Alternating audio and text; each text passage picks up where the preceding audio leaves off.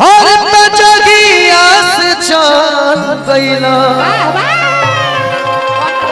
ए लइकन के फरमाइश बा पूरा कर तरी कि गोदी में खेला के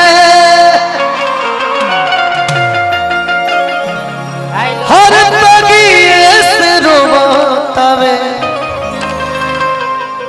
खूबे चिल्ला के अलैका जादू जी के पापा कहता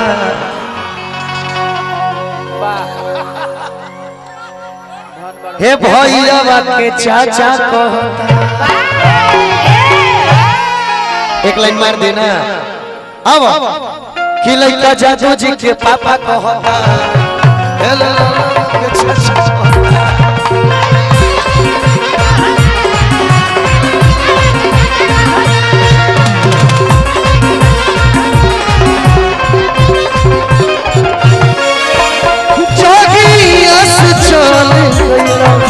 गोदी में खेला के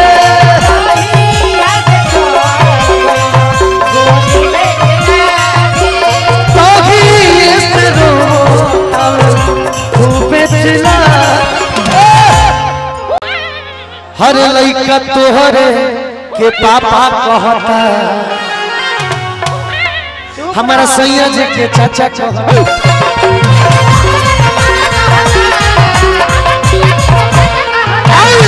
लइका तोहरे